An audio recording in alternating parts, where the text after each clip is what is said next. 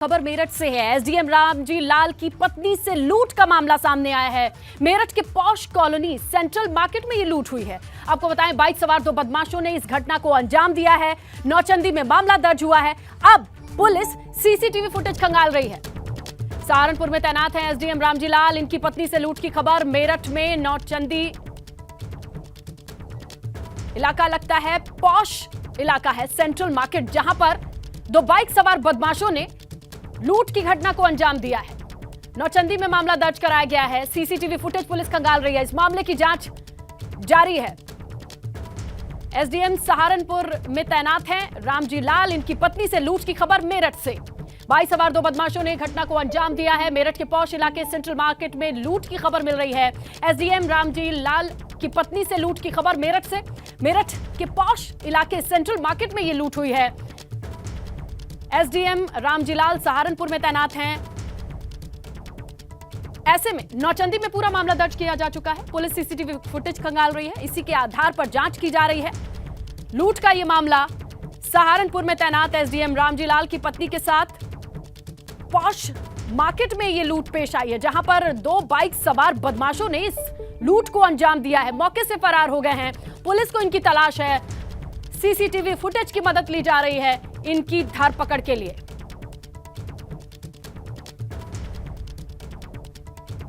जोशीमठ से अपडेट यह है, आपदा पर सीएम धामी का बड़ा बयान सामने आया है। एबीपी गंगा से खास बातचीत में सीएम धामी बोले हैं 48 घंटे के भीतर प्रभावितों के खाते में मुआवजे की राशि आ जाएगी।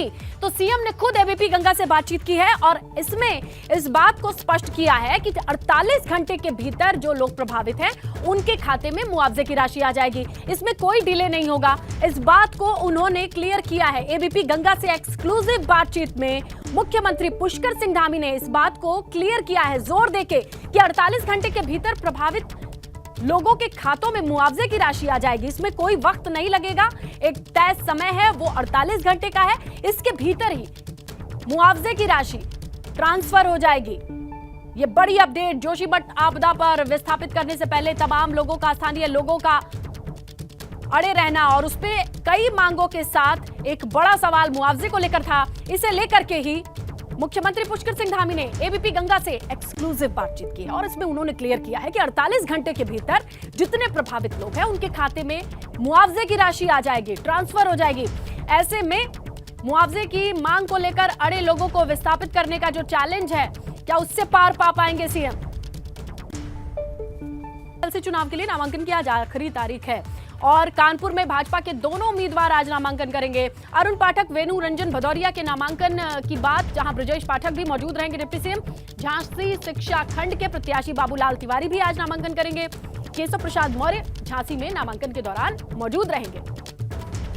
तो देखिए, दो नए नाम जो इस बार 5 सीटों में शामिल हुए हैं, उनके नामांकन में दोनों डिप्टी सीएम मौजूद रहेंगे। जहां झांसी शिक्षक खंड के प्रत्याशी बाबूलाल तिवारी नामांकन करेंगे, यहां डिप्टी सीएम केशव प्रसाद मौर्य झांसी में मौजूद रहेंगे।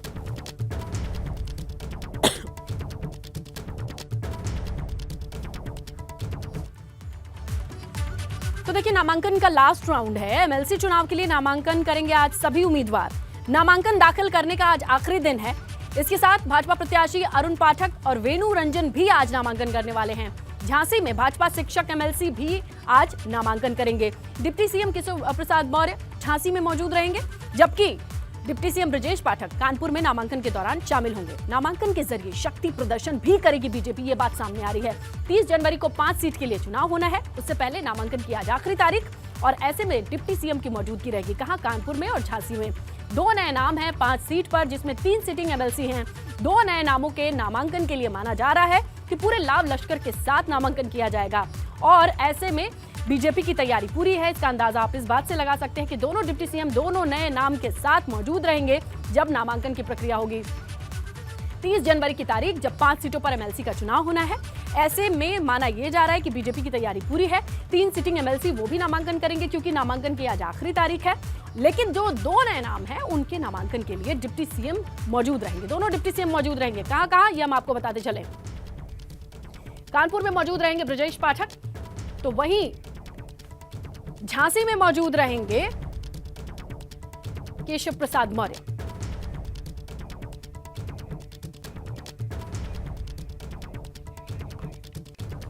जोशीमठ में प्रभावित इलाकों के सर्वेक्षण की खबर मिल रही है। सीएम मौजूद हैं। आपको बताएं कल से ही सीएम पहुंचे हुए हैं, लगातार प्रभावितों से बातचीत कर रहे हैं। लेकिन इसी बीच खबर आ रही है जो प्रभावित इलाके हैं वहां पर खुद ग्राउंड पर उतर करके सीएम इस वक्त देख रहे हैं। तो कल से ही एक्टिविटी बहुत बढ़ी हुई है, जहां सीएम ने प्रभावितों से मुलाकात करी है, बातचीत करी है। एक्सक्लूसिव बातचीत एबीपी गंगा से भी हुई। लेकिन इसी बीच ताजा अपडेट यह है कि सर्वेक्षण कर रहे हैं सीएम।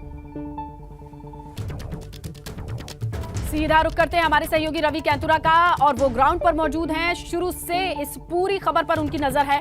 आज किस तरीके की हलचल है रवि?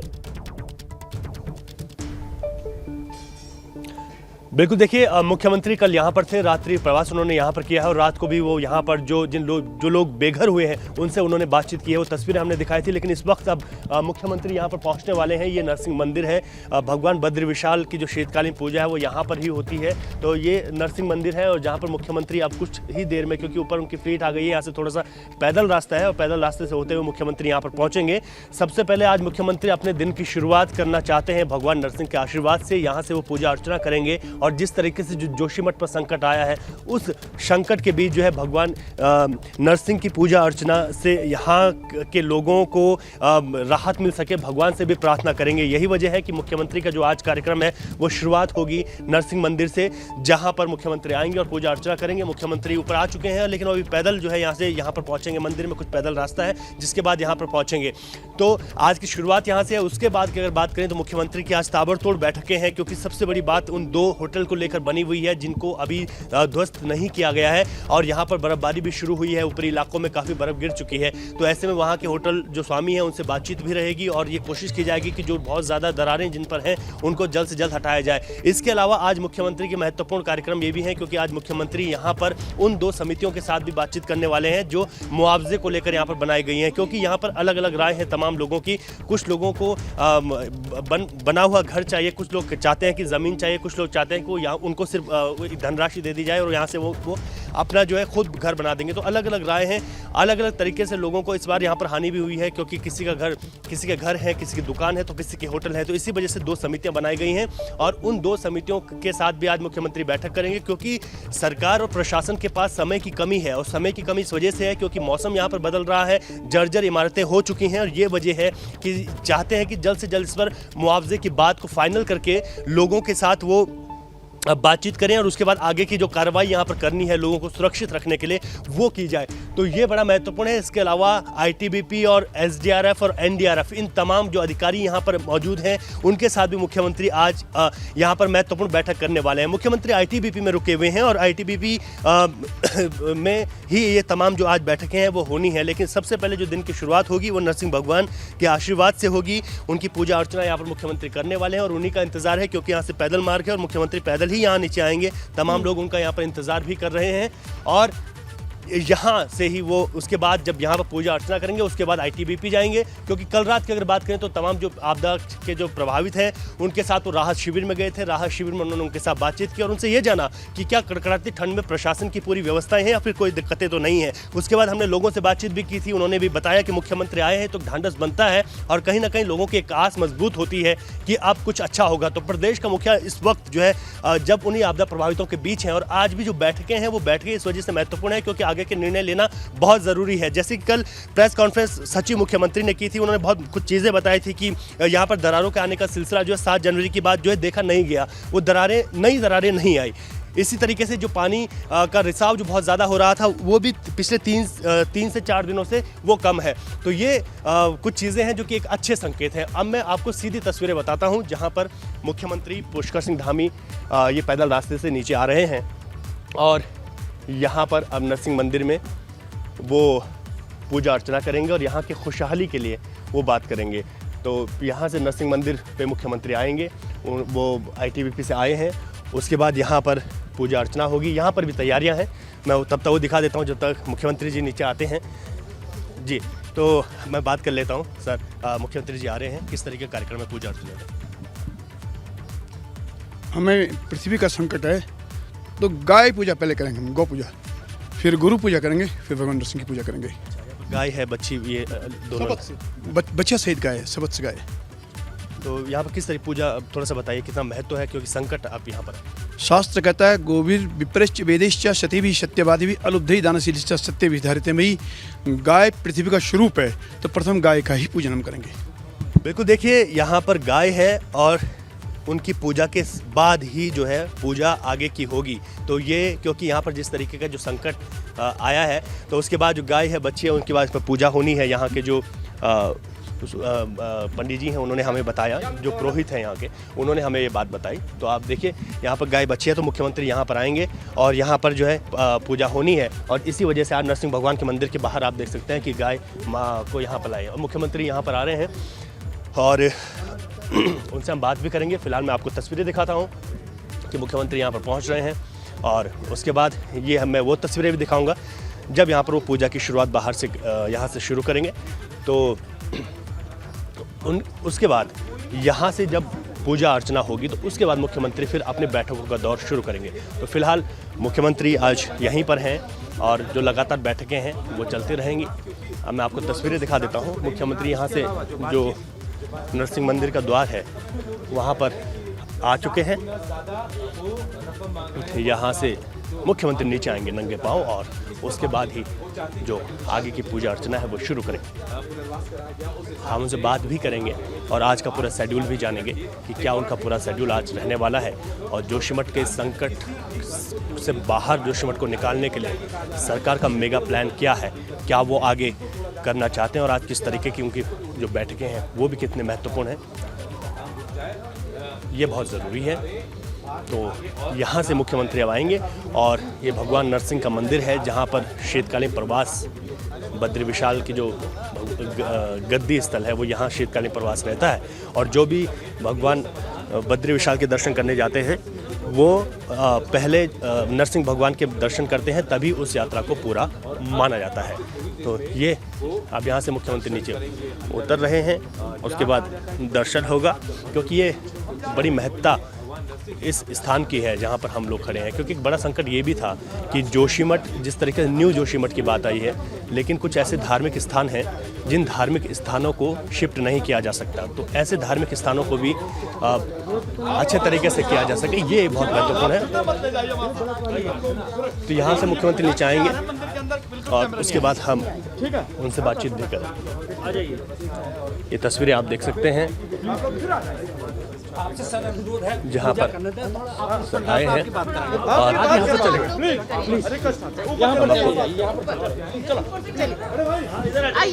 तो तस्वीरों को देखिए किस तरीके से इस वक्त पूजा अर्चना की जा रही है, दुआओं का दौर जारी है। जिस तरीके से इस वक्त जोशीमठ पर आपदा के बादल मंडरा रहे हैं, ऐसे में लगातार भगवान से यही प्रार्थना की जा रही है कि प्रकृति के इस दंश से प्रकृति को बनाने वाले ही शायद बचा सके। इस वजह से पूजा पाठ की ये तस्वीरें आप देख रहे हैं, लेकिन यहाँ पर थोड़ी गोपनीय पूजा भी होती है, इसीलिए कैमरा और पुरोहितों की ये यहाँ गुजारिश है। हमारे सहयोगी रवि कैंतुरा ने पूरी कोशिश की है, लेकिन जहाँ थोड़ी गोपनीयता या फिर कहते हैं मुराद मन्नत बताते नहीं है। हालांकि यहाँ सबको पता है कि कोशिश यही रहती है कि किसी तरीके से प्रकृति के गुस्से से बचाया जा सके। लगातार दुआओं का दौर जारी है और यहाँ तमाम मीडिया का जमावड़ा भी लगा हुआ है, लेकिन पूजा पाठ थोड़ी गोपनीय तरीके से करने की कोशिश की जा रही है। एक्सक्लूसिव ये फुटेज आपके सामने है। देखिए, सुरक्षा के चाक चौबंद व्यवस्थाओं के बीच मीडिया का जमावड़ा, लेकिन ऐसे में फोकस ये है, पूरे दिल से दुआ की जा रही है कि जोशीमठ को बचाने में कुदरत भी साथ दे। तो देखिए, कुदरत का ये गुस्सा है, इससे बचने के लिए भगवान की शरण में सीएम पुष्कर सिंह धामी, जो कल रात्रि प्रवास भी जोशीमठ में उन्होंने किया, बातचीत की, प्रभावितों का जायजा लिया, प्रभावित क्षेत्रों को देख रहे हैं। हमारे सहयोगी रवि कैंतुरा फॉलो कर रहे हैं। ऐसे में रवि, पूजा पाठ की बात की जाए तो किस तरीके की पूजा होती है, कौन सी खास पूजा होती है और क्या तीर्थ पुरोहितों में भी ये बात चल रही होगी कि कोई नाराजगी रह गई है, कोई पूजा पाठ में पुरानी कोई कमी रह गई है? ऐसा क्या है कि जिससे ऊपर वाले को भी मनाया जा सके, जोशीमठ के लिए प्रार्थना की जा सके?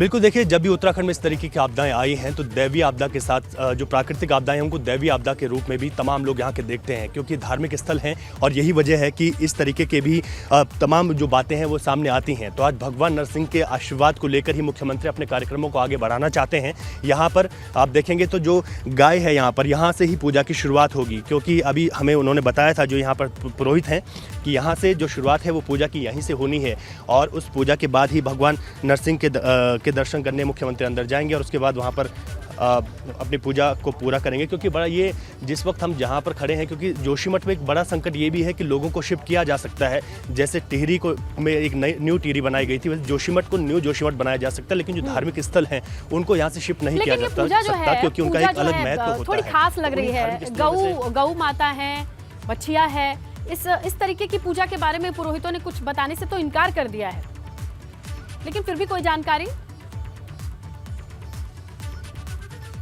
हाँ बिल्कुल, देखिए उन्होंने ये बताया है कि जब इस तरीके के जो आपदाएं हैं उत्तराखंड में आती रही हैं और इसमें जो है आज यही वजह है कि भगवान नरसिंह के दर्शन यहाँ से करेंगे, क्योंकि जो जोशीमठ है वो भगवान बद्री विशाल का द्वार कहा जाता है। यहाँ से ही भगवान बद्री विशाल के दर्शन करने लोग पहुँचते हैं और जब जोशीमठ की जिस मंदिर की तस्वीरें हम दिखा रहे हैं, जब इस मंदिर के भी दर्शन यहाँ पर आने वाले श्रद्धालु करते हैं तो माना जाता है कि भगवान बद्री विशाल की वही जो पूरी यात्रा है, जो उनके दर्शन है वो पूरे तभी माने जाते हैं जब लोग यहाँ भी आते हैं। तो इसकी बड़ी महत्ता है और जिस तरीके से जोशीमठ पर ये संकट आया है, अस्तित्व का संकट आया है, तो इस अस्तित्व के संकट में जिस तरीके से हम कह सकते हैं कि ये जो आपदा है, इस आपदा में भगवान की शरण में भी तमाम लोग हैं। यहाँ के पुरोहित और यहाँ के लोगों की ये भी बात सामने आई थी कि इस तरीके की कोई नाराज़गी भी हो सकती है कि इस जो आपदा यहाँ पर आई है और उसे किस तरीके से उससे बचा जाना है। तो भगवान का आशीर्वाद लेकर ही जो यहाँ पर जो आगे की तमाम चीज़ें हैं उनको करना है, क्योंकि प्रशासन की ओर से खुद पूरी सरकार की ओर से यहाँ पर तैयारियाँ तो की जा रही हैं कि किस तरीके से आगे बढ़ेंगे,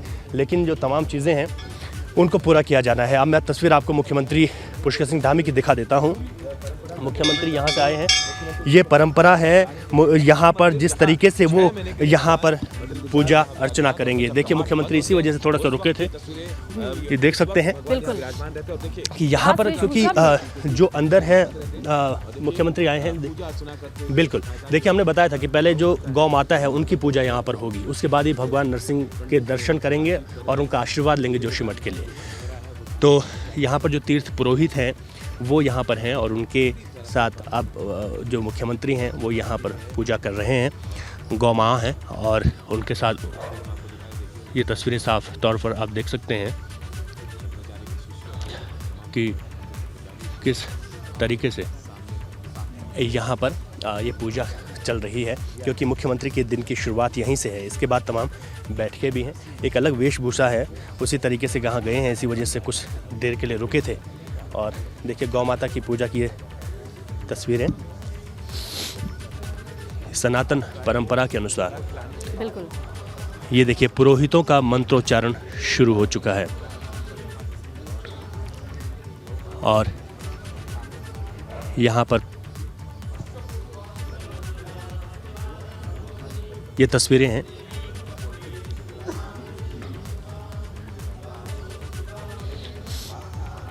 पूरे मंत्रोच्चारण विधि विधान के साथ यहाँ पर ये पूजा अर्चना हो रही है। ये पूजा अर्चना उस दैवीय आपदा के लिए, उस प्राकृतिक आपदा के लिए है जो जोशीमठ में है।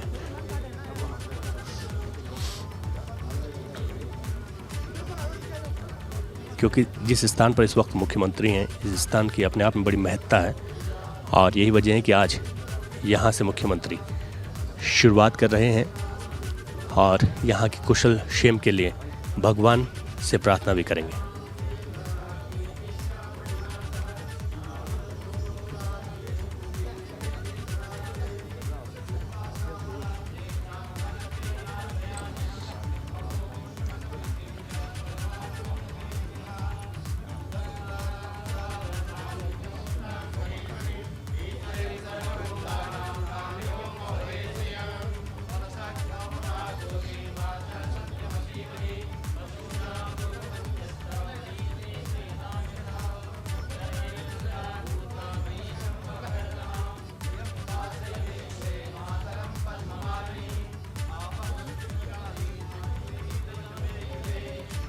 हम दिखा रहे हैं ये सीएम यहाँ पर पहुंचे हुए हैं, एक्सक्लूसिव तस्वीर।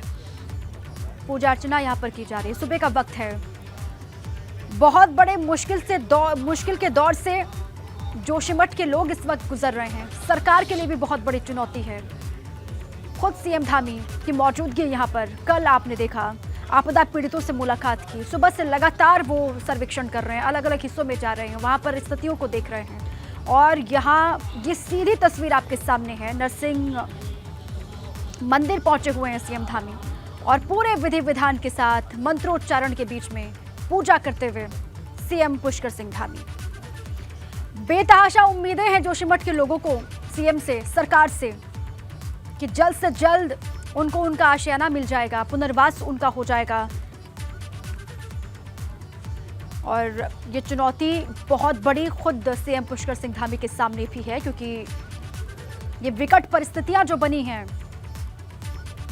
इस परिस्थिति से बाहर किस तरीके से निकला जाए, इसका रास्ता उनको निकालना है। और इसीलिए वो आशीर्वाद लेने के लिए नरसिंह मंदिर पहुंचे हुए हैं और यहाँ पर पूजा अर्चना की विधि विधान के साथ भगवान नरसिंह का आशीर्वाद लिया, उनकी पूजा की और यहां से आगे बढ़ चले हैं सीएम पुष्कर सिंह धामी। जोशीमठ आपदा को लेकर इस वक्त पूरे देश की निगाहें टिकी हुई हैं उत्तराखंड पर, उत्तराखंड की सरकार पर। अब किस तरीके से यहां पर लोगों को राहत पहुंचाई जाएगी, मुआवजा दिया जाएगा, कब ऐलान होगा। रवि, ये नरसिंह मंदिर में पूजा अर्चना करते हुए तस्वीर दिखा रहे हैं हम दर्शकों को सीएम पुष्कर सिंह धामी की। रवि, बिल्कुल, देखिए मुख्यमंत्री ने अपने दिन की शुरुआत नरसिंह मंदिर से की है। यहाँ से हमने तस्वीरें भी दिखाई कि किस तरीके से पहले गौ माता की जो पूजा है वो यहाँ पर की है, उसके बाद भगवान नरसिंह के अंदर दर्शन करेंगे, क्योंकि इस स्थल की एक बहुत ही अपने आप में महत्ता है, क्योंकि 6 महीने बद्री विशाल जी की जो गद्दी है वो ये शीतकालीन प्रवास यहीं पर होता है। और जब यात्रा भी चलती है तो उस दौरान भी जो लोग यहाँ से यात्रा जब बद्रीनाथ जी की यात्रा करने जाते हैं तो यहाँ पर दर्शन करने ज़रूर आते हैं, और यही वजह है कि तभी उस यात्रा को भी पूरा माना जाता है। आज मुख्यमंत्री यहाँ पर हैं, अभी वो यहाँ से पूजा अर्चना करेंगे और उसके बाद मैं आपको बता दूं कि आज के जो कार्यक्रम है वो काफ़ी महत्वपूर्ण है, क्योंकि तमाम बैठकें आज होनी हैं और मुआवजे को लेकर भी जो महत्वपूर्ण बातें सामने आई थी कि किस तरीके से मुआवजे को फाइनल करना है, लोगों को बताना है। 2 समितियां जो बनाई थी उन समितियों के साथ आज बैठक होनी है। यहाँ पर सुरक्षा के दृष्टिगत जो SDRF है, NDRF है, उन लोगों के साथ आज बैठक होनी है, और साथ ही साथ जो तमाम यहाँ के जो अधिकारी हैं, जो लोकल प्रशासन है, उनके साथ बातचीत करेंगे, उनसे फीडबैक लेंगे कि क्या यहाँ पर आगे किस तरीके से हम बढ़ रहे हैं। क्योंकि एक महत्वपूर्ण बात ये आई थी कि कुछ दिनों में जिस तरीके से प्रशासन की ओर से बताया गया है कि जो दरारें हैं उनका आना कम हुआ, पानी का रिसाव और जो पानी का जो बहुत ज़्यादा हम देख रहे थे कि जो JP कॉलोनी में आ रहा था वो कम हुआ है, तो ये कुछ अच्छे संकेत माने जा रहे हैं कि ऐसा हो सकता है। हालांकि एक बड़ी चुनौती ये है कि अभी तक कोई भी एक साफ स्पष्ट स्थिति नहीं है कि जोशीमठ की इस स्थिति, इस हालात की जिम्मेदारी जो जिम्मेदार हैं वो उसके पीछे जो कारण है वो क्या हो सकते हैं। तो ये एक अपने आप में बहुत महत्वपूर्ण है। दूसरी अगर बात की जाए तो यहाँ पर जितने भी जो वैज्ञानिक यहाँ पर आए थे, जो शुरुआत में यहाँ पर चाहे वाडिया के लोग हों, यहाँ पर जो तमाम और जो इंस्टीट्यूट थे उनके जो लोग आए थे, उनकी वो जो एजेंसियाँ हैं वो यहाँ पर मौजूद हैं और वो लगातार अपने एक रिपोर्ट बना रहे हैं, ये जानने की कोशिश कर रहे हैं कि आखिर जोशीमठ की स्थिति ऐसी क्यों हुई। लेकिन सबसे बड़ा सवाल अब ये है कि क्या जोशीमठ में जिस तरीके की स्थिति हुई है, क्या यहाँ पर फिर से जोशीमठ शहर ऐसा ही बसा रहेगा या फिर एक नए जोशीमठ की ओर कदम उठाना होगा। तो ये तमाम चीज़ें तब साफ़ होंगी जब कुछ रिपोर्टें सामने आएंगी, कुछ कारण स्पष्ट होंगे, और उसके बाद, क्योंकि यहाँ पर जो परियोजनाएं हैं उनका काम बंद किया गया है। ऐसी ये बहुत महत्वपूर्ण परियोजनाएं हैं, लेकिन जिस तरीके से स्थानीय लोगों के आरोप थे कि जो टनल आई है उन तमाम चीज़ों की वजह से इस तरीके से यहाँ पर भू धसाव हो रहा है। तो इन चीज़ों पर भी देखना है कि क्या यहाँ पर 2007 में जो परियोजना शुरू हुई थी, विष्णुघाट परियोजना, क्या वो रहेगी या फिर उस पर भी हमेशा के लिए ताला लग जाएगा, अगर वो एक कारण सामने आता है। या फिर एक बहुत सारे ऐसे कारण हैं कि जो जोशीमठ के आपदा के लिए हो सकते हैं, चाहे जिसमें अनियंत्रित तौर पर यहाँ पर हुआ निर्माण हो, या फिर यहाँ पर बन रहे जो तमाम जो परियोजनाएं हैं वो हैं, या बहुत सारे और कारण भी हो सकते हैं। तो ये बड़ा महत्वपूर्ण है कि यहाँ पर अब आगे किस तरीके से सरकार निर्णय लेगी, क्योंकि बहुत जल्द जोशीमठ के अस्तित्व को बचाना है और यहाँ के लोगों की जान को भी बचाना है। और राहत शिविरों में कब तक लोग रहेंगे, उनके लिए कुछ ना कुछ परमानेंट सेटलमेंट करना होगा। यहाँ के लोगों की जो मांग है मुआवजे को लेकर है, बद्रीनाथ और केदारनाथ की तर्ज पर जो है मुआवजे की मांग कर रहे हैं, उन लोगों के साथ बातचीत भी करनी है। तो काफ़ी चीज़ें हैं जो कि सरकार को यहाँ पर करनी है और यही वजह है कि कल मुख्यमंत्री यहाँ पर आए, रात को भी वो आपदा प्रभावितों के बीच गए और इसके साथ ही अधिकारियों से लगातार फीडबैक ले रहे हैं। मौके पर हैं तो तमाम चीज़ें स्पष्ट हैं और नज़रों के सामने देख भी रहे हैं कि क्या हालात जो हैं इस वक्त जोशीमठ के बने हुए हैं। तो आज की जो आज का दिन है वो भी काफ़ी महत्वपूर्ण है, क्योंकि कल की अगर बात करें तो कल एक कैबिनेट बैठक होनी है। बैठक में माना जा रहा है कि जोशीमठ को लेकर कई महत्वपूर्ण निर्णय लिए जा सकते हैं, तो उस पर भी सबको इंतज़ार रहेगा। फ़िलहाल आज मुख्यमंत्री यही देखेंगे कि पूरी तरीके से जो यहाँ का जो परिस्थितियाँ हैं उन परिस्थितियों से कैसे निपटा जाना है। देखिए तमाम लोग यहाँ पर आए भी हैं, ऊपर की तरफ अगर हम देखें तो लोग, और ये यहाँ पर लोग हैं, ये सब लोग कहीं ना कहीं प्रभावित हैं। ये लोग प्रभावित हैं, इनके आसपास के लोग प्रभावित हैं और इसी वजह से बहुत सारी उम्मीदें हैं जो हम देख रहे हैं। तो इन उम्मीदों को लेकर, क्योंकि यहाँ पर बहुत कड़ाके की ठंड है और अब यहाँ पर पूरी सरकार है, तो लोगों को ये अभी समझना है कि किस तरीके से आगे का एक्शन जो है सरकार का होगा। कहाँ से आए हैं आप लोग?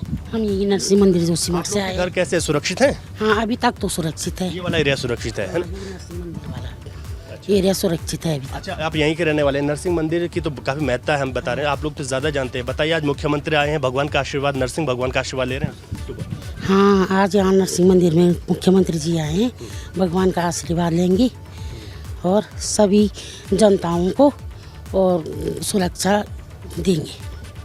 सुरक्षा देंगे, मतलब विश्वास है कि यहाँ पर आए हैं तो कुछ ना कुछ। आप बताइए, कहाँ पे आपका घर? यहीं पे। हाँ हाँ, सुरक्षित है वहाँ? हाँ हाँ हाँ, सुरक्षित। हाँ हाँ, यहीं पे। हाँ, अभी जो आपके और जानने वाले लोग हैं, जो आपके पड़ोसी हैं, जो उधर का इलाका है सिंगधार वाला, वहाँ पर क्या बता रहे हैं लोग? वहाँ भी तो हारा कि दरार हुआ है। हाँ हाँ, देखिए अब ये जो इलाका है नरसिंह मंदिर वाला, यहाँ पर शुरुआत में देखा गया था कुछ हल्की दरारें थी, लेकिन उसके बाद ये यहाँ पर स्थिति ठीक रही है।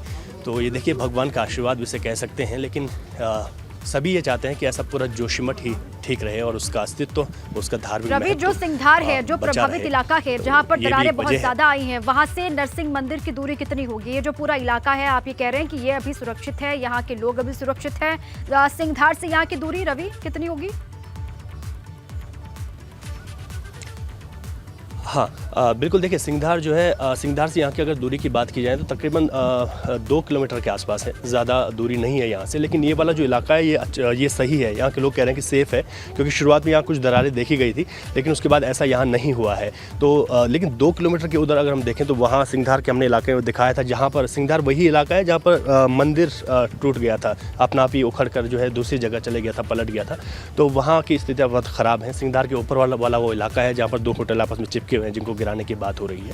तो यहाँ पर फिलहाल कुछ जगह ऐसी हैं जहाँ पर दरारें बढ़ी नहीं। शुरुआत में तो तमाम जगहों पर देखी गई, लेकिन उसके बाद बढ़ी नहीं दरारें। तो ये लोगों के लिए एक राहत की बात है कि लोग यहाँ पर रह पा रहे हैं। और देखिए हमने बात भी की थी तो उन्होंने कहा कि उनको उम्मीदें हैं सरकार से कि अगर मुखिया यहाँ पर हैं तो कुछ जोशीमठ की बेहतरी के लिए कुछ होगा। तो अभी मैं फिलहाल अभी भी मंदिर में पूजा अर्चना कर रहे हैं पूजा सीएम पुष्कर सिंह धामी। रवि, अभी भी मंदिर में ही उनकी मौजूदगी है? जी बिल्कुल, मुख्यमंत्री अभी यहीं मौजूद हैं, पूजा अर्चना करेंगे और इसके बाद मुख्यमंत्री आज बैठकें लेंगे और बैठकों के बाद जिन जगहों पर वो कल नहीं गए हैं आपदा प्रभावितों के बीच, जो और शिविर लगाए गए हैं, उन शिविरों में जाएंगे, वहां पर उनसे बातचीत भी करेंगे। मुख्यमंत्री ने निर्देश भी दिए हैं यहाँ के लोकल ज़िला प्रशासन को कि वो अपनी ओर से पुख्ता तैयारियाँ रखें, किसी भी तरीके की दिक्कतें नहीं होनी चाहिए, क्योंकि शुरुआत में ये बात आई थी कि जिस तरीके कड़ाके की ठंड है, एक कंबल और एक रजाई इसके सहारे नहीं रहा जा सकता है। तो ऐसे में ये कहा गया है कि जो लोकल ज़िला प्रशासन है वो इस पर पूरी तरीके से निगरानी बनाए रखे, जिन भी लोगों को जितनी भी आवश्यकता हैं, जो ज़रूरतें हैं, वो उनको पहुंचाई जा सके, ताकि ठंड से भी बचा जा सके। और जब तक फौरी तौर पर जो राहत अभी सरकार की ओर से दी जा रही है 1.5 लाख रुपए, जिसमें 50,000 रुपये शिफ्टिंग का है, 1 लाख रुपए जो फौरी तौर पर राहत दी जा रही है, ताकि लोग अभी सुरक्षित स्थानों पर चले जाएं, उनको कोई दिक्कतें ना हो। उसके बाद एक पूरा प्लान तैयार होगा, उसमें मुआवजे की राशि तय होगी और लोगों की अलग अलग मांगे, कोई घर चाहता है, कोई ज़मीन चाहता है, कोई किसी का होटल है, दुकान है, घर है, तो अलग अलग चीज़ें हैं। तो अलग अलग इसी वजह से 2 समितियां बनाई गई हैं कि अलग अलग मुआवजे की मांग को लेकर। पहले ये तस्वीर आप देख लीजिए, किस तरीके से यहाँ पर सड़कों पर पानी दिखाई दे रहा है आपको। लगातार दरारें बढ़ रही हैं और दरारें बढ़ने के साथ ही परेशानी और भी बढ़ती जा रही है। मौसम में तब्दीली भी यहाँ पर लगातार हो रही है, मौसम बदलता है तो आने वाले दिनों में और परेशानी बढ़ने वाली है। सिंगधार मारवाड़ी पैदल मार्ग पर पानी ओवरफ्लो हो रहा है। ये ये सीवर का पानी है, बताया जा रहा है। ड्रेनेज सिस्टम ना होना, सीवर सिस्टम की व्यवस्था ना होना, सिस्टम सही ना होना, बहुत सारे कारण बताए जा रहे हैं जिस वजह से आज खतरे की जद में जोशीमठ है। लेकिन असल वजह क्या है, एक्सपर्ट्स लगातार पड़ताल कर रहे हैं और जो टीमें गठित की गई हैं वो टीमें भी कारण को खोजने में लगातार जुटे हुए हैं कि वजह क्या है जिस वजह से ऐसे हालात उत्पन्न हो गए हैं कि जोशीमठ पूरा खत्म होने की कगार पर आ गया है। अब देखिए यहाँ पर भी जो एक्सपर्ट्स की टीम है उससे भी सीएम पुष्कर सिंह धामी लगातार बातचीत कर रहे हैं, उनसे भी वो जानकारी लेने की कोशिश कर रहे हैं कि असल वजह क्या हो सकती है। हर कोई ये पूछ रहा है कि जिस वजह से यहाँ पर लोगों के घरों पर खतरा पैदा हो गया, मकानों पर दरारें आ गई हैं, दुकानें, सड़कें सब धंसने को तैयार हो चुकी हैं, इसके पीछे की वजह क्या हो सकती है, इसको जानने के लिए हर कोई सवाल भी पूछ रहा है। सीएम पुष्कर सिंह धामी से भी बार बार ये पूछा गया कि आपकी बातचीत अधिकारियों से हुई होगी, एक्सपर्ट्स के पैनल से हुई होगी, कोई जानकारी उन्होंने दी है क्या, तो वो भी बार बार यही कह रहे हैं कि अभी पुख्ता तौर पर कुछ भी कह पाना बहुत मुश्किल है कि असल वजह क्या है ज़मीन धंसने के पीछे। इसको लेकर अभी तक जांच की प्रक्रिया लगातार आगे बढ़ रही है। जब तक जांच पूरी कंप्लीट नहीं हो जाती है तब तक कुछ भी कह पाना बहुत मुश्किल। ये तस्वीरें बेहद डराने वाली हैं। अलग अलग हिस्सों में दरारें हर गुजरते दिन के साथ और चौड़ी होती जा रही हैं और गहरी होती जा रही हैं और इसी के साथ ही परेशानी जोशीमठ के लोगों की ओर बढ़ जाती है। सबसे ज़्यादा जो प्रभावित इलाका है वो सिंघधार का इलाका है, जहां पर आपने तस्वीरें देखी, घर किस तरीके से ढहने के कगार पर आ गए थे, मंदिर अपने आप उखड़ गए थे। मारवाड़ी पैदल मार्ग पर ये तस्वीर आप देख पा रहे हैं, वहीं की है सिंघधार मारवाड़ी पैदल मार्ग, जहां पर पानी ओवरफ्लो हो रहा है, गंदा पानी है सिवर का जो सड़कों पर ओवरफ्लो होता हुआ दिखाई दे रहा है। तमाम जो निर्माण के कार्य हैं वो रोक दिए गए हैं। जितने भी काम यहाँ पर चल रहे थे, डेवलपमेंट्स के जो काम बताए जा रहे थे, उन सभी कामों को रोक दिया गया। निर्माण कार्य तत्काल प्रभाव से रोकने के आदेश थे, जिसके बाद काम यहाँ पर नहीं चल रहे हैं। अब सीएम की मौजूदगी खुद यहाँ पर है। वो कल भी देर रात तक पीड़ितों से मुलाकात करते रहे, उनसे बातचीत करते रहे, उनके हालात को जानते रहे, उनको भरोसा भी दिया कि जल्द ही रास्ता निकल आएगा। लगातार पूरी ही प्रक्रिया आगे बढ़ रही है जाँच की, जल्द ही सभी को राहत भी पहुंचाई जाएगी और जोशीमठ को बचाने की जो कवायद की जा रही है वो भी उसमें भी वो ज़रूर सफल होंगे, ये वो कहते हुए दिखाई दिए, सुनाई दिए पीड़ितों से। आज भी नरसिंह मंदिर पहुंचे हुए हैं सुबह सुबह सीएम पुष्कर सिंह धामी और यहाँ पर आकर के पूजा अर्चना वो कर रहे हैं, भगवान नरसिंह का आशीर्वाद वो ले रहे हैं। भगवान बद्री विशाल का प्रवेश द्वार कहा जाता है जोशीमठ को, जो आज खतरे की जद में है। देखिए, पहली कमेटी अपर मुख्य सचिव वित्त आनंद वर्धन की पहली कमेटी शासन स्तर पर लेने वाले निर्णय को देखेगी, ये कहा जा रहा है। शासन स्तर पर जो फैसले होंगे उसको देखेगी। दूसरी कमेटी गढ़वाल कमिश्नर सुनील कुमार की अध्यक्षता में गठित की गई है। दूसरी कमेटी शासन के निर्देशों को धरातल पर उतारने का काम करेगी और अलग अलग कमेटियां गठित की गई है। पुनर्वास और राहत कार्यों के लिए 2 कमेटी गठित की गई है। ये कमेटी पहली कमेटी जो है वो अपर मुख्य सचिव वित्त आनंद वर्धन की अध्यक्षता में बनाई गई है और ये कमेटी शासन स्तर पर जो फैसले लिए जा रहे हैं जोशीमठ को बचाने के लिए उसको देखेगी। और जो दूसरी कमेटी है गढ़वाल कमिश्नर की अध्यक्षता में, सुनील कुमार की अध्यक्षता में जो बनाई गई है, वो शासन के स्तर पर जो निर्देश दिए जा रहे हैं जमीन पर उनको उतारने का काम करेगी। तो दोनों ही टीमों की नजर यहाँ पर होगी। पुनर्वास किस तरीके से हो जोशीमठ का प्रभावित जो इलाका है उसका, और राहत यहाँ के लोगों को किस तरीके से पहुंचाई जाए, इसको लेकर ये 2 टीमें ग्राउंड पर काम करेंगी और सरकार की तरफ से जो फैसले लिए जा रहे हैं जोशीमठ को बचाने के लिए, जोशीमठ के लोगों के राहत के लिए, उसको देखेगी पहली कमेटी, ये कहा जा रहा है। शासन स्तर पर जो फैसले लिए जा रहे हैं और दूसरी कमेटी लोगों को राहत किस तरीके से पहुंचाई जानी है और शासन के निर्देशों को ग्राउंड पर किस तरीके से उतारना है, काम किस तरीके से होना है और किस तरीके से काम हो पा रहा है, इसी को देखेगी 2 टीमें। इसके अलावा और भी बहुत सारी टीमें हैं जो लगातार जांच पड़ताल कर रही हैं। जोशीमठ खतरे की जद में क्यों आया, कैसे आया, इसके पीछे की वजह क्या है, इसको जानने के लिए कई टीमें हैं जो वहाँ पर लगातार जुटी हुई हैं। सीएम पुष्कर सिंह धामी की मौजूदगी वहाँ पर है। नरसिंह मंदिर में वो पूजा अर्चना कर रहे हैं, उसके बाद पीड़ितों से करेंगे मुलाकात।